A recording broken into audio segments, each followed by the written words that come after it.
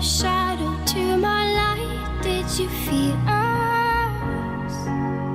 Another star, you fade away. Buenas tardes, amigos televidentes, una vez más aquí entre nosotros, Cultura Pando, y bien acompañados con el profesor Rabín, una vez más. Ya prácticamente no es un invitado, sino que es parte de este programa. Muchas gracias. Y bueno, y hoy la personalidad pandense que hemos elegido con el profesor es nada más y nada menos que la escritora Harmonia Summers, conocida como, voy a leer una pequeña, claro, si me permite, profesor, una pequeña biología. Es imposible. Claro, abarca tanto. Claro. Harmonia Liropeya Echepare Locino. Pando, 7 de octubre de 1914, su nacimiento, 1 de marzo de 1994. Novelista y cuentista feminista uruguaya. Claro. Dentro de sus obras más destacadas podemos resaltar La mujer desnuda, realizada en el año 1966, Solo los elefantes encuentran mandrágoras, del año 1986, Un retrato para Dickens, en 1969, Viaje al corazón del día, de 1986, La rebelión de la flor, de 1988, entre otras. Harmonia, hija de Pedro Echepare, comerciante, anarquista y anticlerical. Exacto. Libre pensador, su madre, María Judith Locino, muy católica. A Harmonia se la acepta en la escuela privada de un maestro español llamado Don Lucas, como única estudiante de sexo femenino. En la biblioteca de su padre es donde ella encuentra autores decisivos para ella, como Piotr Kropotkin, Giacomo Leopardi, Charles Darwin, Dante Alighieri, Edmund Spencer, entre otros. En 1927, Harmonia termina sus estudios primarios y se inscribe en la Escuela Normal de Montevideo, lo cual en aquel entonces era la única posibilidad para una mujer de adquirir algún diploma. Claro.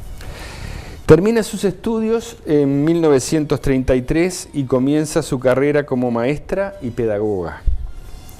Enseña en distintas escuelas y es así que va conociendo los problemas de diversos ambientes sociales.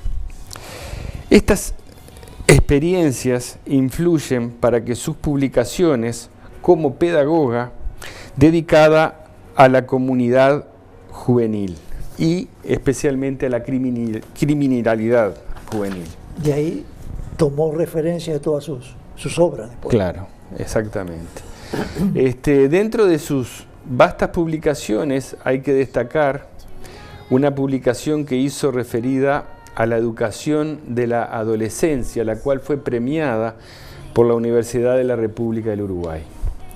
Harmonia en 1950 se la manda como delegada oficial de la Biblioteca y Museo Pedagógico del Uruguay al Seminario Interamericano de Enseñanza Primaria en la OEA. En el año 1960 es invitada por el gobierno de Francia a fin de estudiar la organización y funcionamiento de los centros de reeducación e instituciones penitenciarias. Recibe también una invitación para el segundo Congreso de las Naciones Unidas para la prevención del crimen y el tratamiento de los delincuentes, realizado en Londres. En 1961 viaja a la República Federativa de Alemania, a la ciudad de Bonn, para realizar estudios de su especialidad. Exacto. Y es en el año 1971 cuando ella surge como escritora. Con una edad ya de 57 años, se retira de sus actividades oficiales para concentrarse en la actividad propia de la escritora que hoy conocemos. Esta es una breve reseña, pero está muy lindo. de su, porque es muy vasta, enriquecedora la biografía de Armonía. Y bueno, como en su biografía dice, fue toda su obra oficial, digamos, su trabajo oficial encarado justamente a la parte de la problemática de la juventud, de la delincuencia, buscar caminos para tratar de subsanar esas dolencias. Y feminista. Y feminista. Porque en aquella época te das cuenta que de 1950 los que escribía Armonía era una revolución tal que... Claro. Por ejemplo, Panto era una cosa espantosa lo que había escrito. Sí, tal cual. Entonces, yo me voy a referir a este librito que lo hizo mi querido amigo Daniel Mesa, que es, aparte de periodista, es un estudioso de la cosa. Cuando le prende el bichito por algo, estudia y rasca y lo aquí. Estudia profundamente, claro, hasta sus raíces. Claro. Entonces, Armonía tuvo serios problemas de orden familiar en su casa. Y además, el problema del anarquismo del padre y todo ese tipo de cosas. Ella quería progresar y le hizo ver que había otro campo detrás del campo regional de Pando. Entonces, es cuando hay una dicotomía en ella. Ella saca su personalidad de Armonía Liropeya Etxepare y escribe bajo el seudónimo de Armonía Sommer. Deja la armonía pandense, la armonía de su lar nativo. Y adquiere la armonía combativa. La armonía no solo combativa, sino la armonía intelectual. Intelectual, ¿no? Sí, claro. Entonces dice acá Mesa, que tiene mucha razón, que se comprende la actitud de Armonía Sommer al intentar velar su identidad en el marco de aquella sociedad puritana que había en aquel entonces. Es cierto. Así lo afirma Campodónico, mi querido amigo Miguel Ángel Campodónico, que tendría que estar él acá. Ya lo vamos a invitar. Claro, que es miembro de la Academia Nacional de Letras, que es un referente en la literatura nacional. Sí, claro. Y Campodónico, Miguel Ángel dice, esa Armonía Sommer se ha ocultado obsesivamente a la mirada indiscreta de los demás. Y agrega después Miguel Ángel Campodónico, parece que casi siempre trató de evitar que se le tomaran fotos. Y es cierto, porque esta foto que yo te pasé aquí salió Sí, que salió en la... Exacto. Es ya de mayor. Es de mayor. Sí, sí. Y ya jubilada. Le disparaba los flashes. Sí, claro. Sí. Tal vez por todo ese tipo de cosas que... En la armonía había dos armonías. Claro. La armonía liropeya, que era la provinciana, una pila de cosas, y la armonía intelectual, Claro. que salió de su lar a conquistar el mundo, porque al fin y al cabo todo lo que tú dijiste, Tal cual. este referido en la OEA y todo lo demás, no es para cualquier persona. No. Y dice más abajo, supo enfrentar la oposición que padecía la mujer en su época, ¿no?, para transformarse en una mujer liberada. Y ahí empieza el problema de Armonía. Negó el origen de identidad para transformarse en otra mujer. Se transformó en Armonía Sommer. Claro. Dio su espalda al origen vinculado al pueblo de Pando, situando el nacimiento, fíjate vos qué interesante, de la nueva armonía fuera de este, dice Campodónico, ¿no?, fuera de este pueblo, de este espacio, de este lugar ambiental, de este espacio geográfico y temporal. Niega el apellido paterno de origen vasco, Etxepare, para afirmar el personaje que desea encarnar y que conserva para la nueva mujer que ella quiere dar, ¿no? Una mujer para el futuro. El nombre de Armonía sí lo deja, pero adopta un nuevo apellido de origen, de diferente origen, Sommer. Incluso mi querido amigo que hoy vive en Francia, Nicasio Pereira San Martín, que era muy amigo de ella, me contaba en las últimas comidas, que por ahí apareció una foto, tuvimos una foto. las últimas comidas que hicimos en casa con Nacho, que es profesor de la Sorbona, bueno, ahora está jubilado, pero un intelectual de primera, compañero mío del Liceo de Pando. Él me contaba, Nacho, que los mejores veranos que él pasaba, porque él venía periódicamente, todos los veranos vino al Uruguay. Ahora está medio viejo y no viene.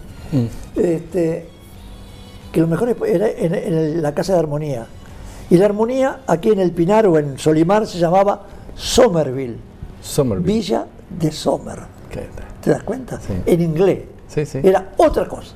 Sí, sí. Era otra personalidad. Y Dios mío, qué personalidad, ¿no? Por Dios. Qué personalidad. Sí, sí. Bueno, ella decía, no sé si querés que te diga, Sí, claro. soy hija de un anarquista, mi nombre lo es, Echevarri. Pero mi padre era un lírico, no era un violento, aunque lo sabía en la época. Era un intelectual el padre también. Sí, era un intelectual, pero venía Autodidacta. autodidacta y venía con el anarquismo Sí, sí. de los vascos, como vino en San José, marcado a el fuego. anarquismo de los italianos que vinieron a San José. Claro. Que mi padre me contaba que había uno, si querés te lo digo, que se llamaba Turo, que se ponía en un banquito de la plaza y decía, vamos a poner bomba en todos lados, ¿viste?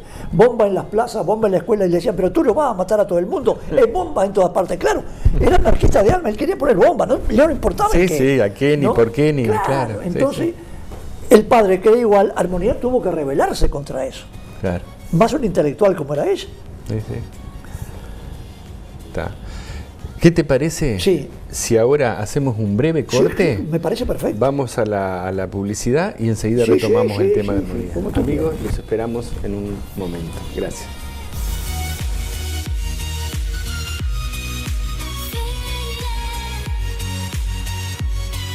¿Qué es Porsaleu? Fundación por la Salud del Paciente con Leucemia o Linfoma. Es una fundación sin fines de lucro que apoya al paciente con leucemia, linfoma y otras enfermedades graves de sangre o ganglios. ¿Quiénes las integran? Médicos y enfermeras del Servicio de Hematología del Hospital Maciel, los propios pacientes y sus familiares, expacientes y voluntarios en general. ¿Qué se necesita? Apoyo. Y tenemos la cuenta del Banco de la República, cuenta corriente 152-5707-8 y 152-5700-0 de pesos y dólares respectivamente. También débito automático en la tarjeta de crédito de OCA. Porsaleu, Fundación por la Salud del Paciente con Leucemia o Linfoma. Daniel Stabile, Peluquería Unisex. Brinda servicio de prótesis capilares oncológicas tejidas a mano con cabello natural. Consúltenos y conozca sobre variedad de posibilidades. Se aceptan órdenes de BPS. Daniel Stabile, Peluquería Unisex. 33919 frente al SAP. Teléfonos 2292 1308.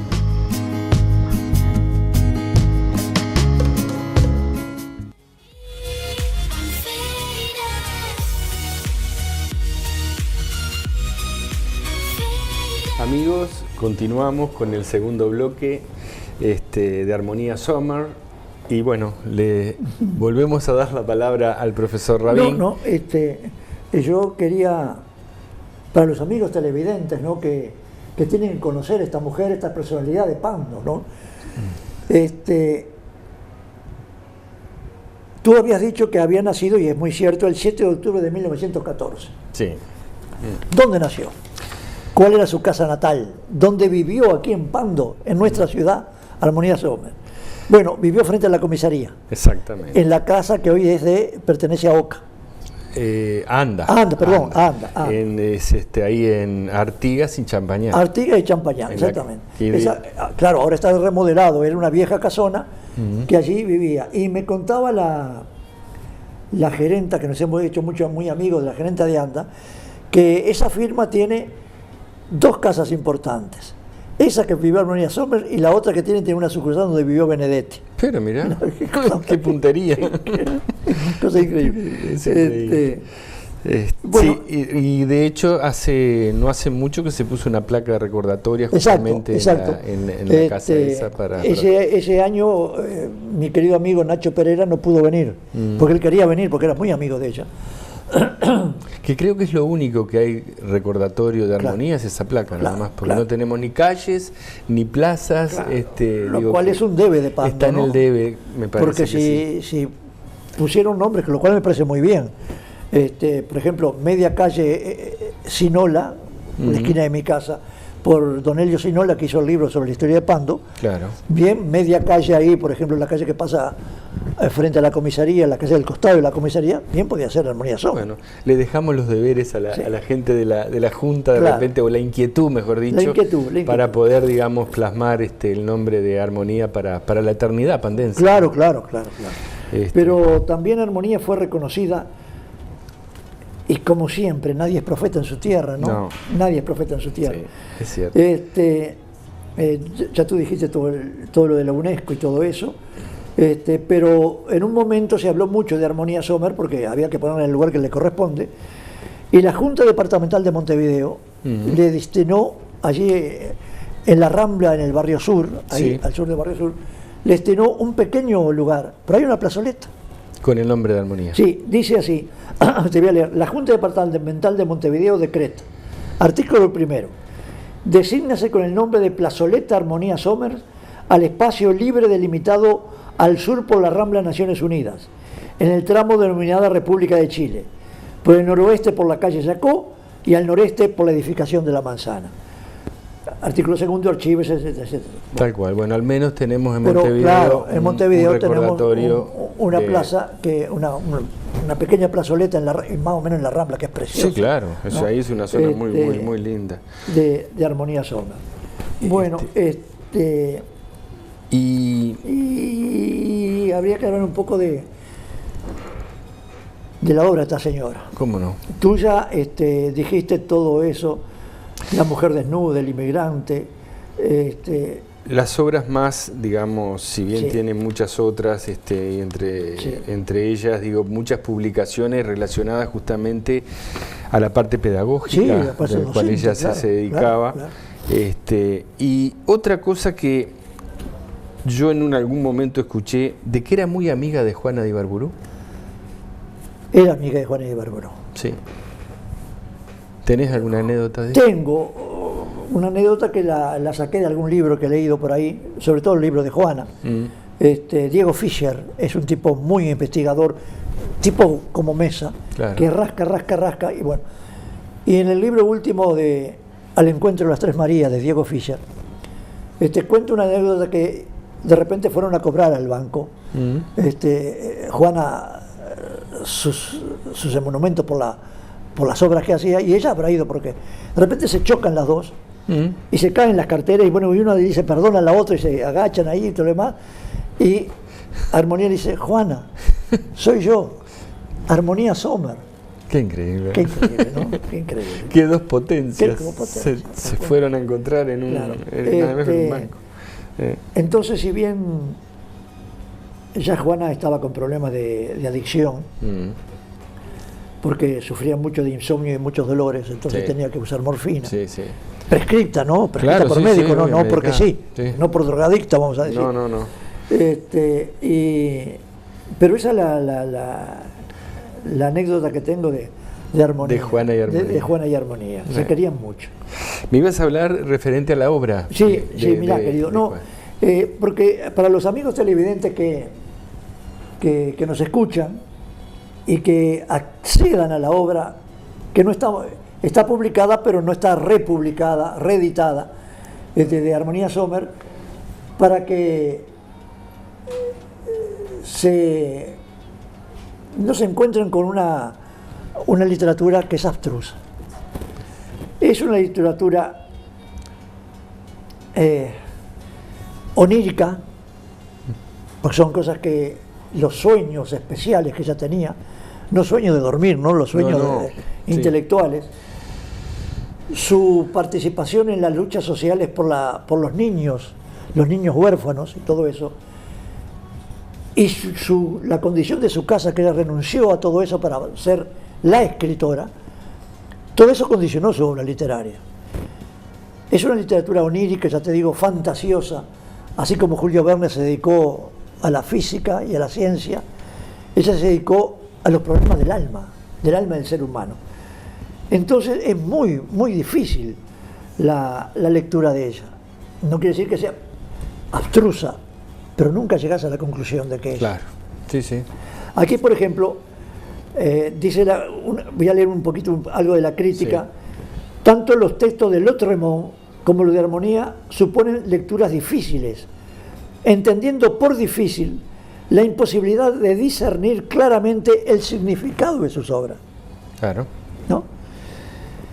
La decodificación de todo este simbolismo, imágenes oníricas, asociaciones y acciones insólitas, porque las cosas de armonía son insólitas, así como la extrañeza de las situaciones, imposibilitan la lectura e interpretación unívoca, o sea, que vos leas y tenés que darle vuelta al asunto. Yo aquí me refería a Lautréamont. Lautréamont era Isidore Ducas.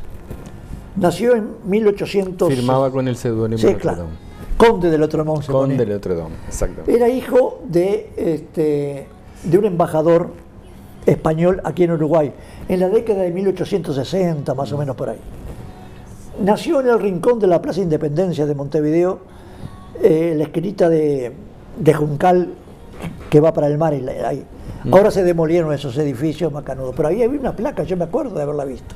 Yo que soy viejo, y viejo transitante por Montevideo. Sí, claro. Ducas nació por el 1870 y murió en París, con 20 y pico de años. Joder. El padre murió en una guardilla, era un tipo intelectual, un tipo abstruso, le publicaron las cosas, y publicó los cantos de Maldoror, onírico, simbólico, abstracto, extraño.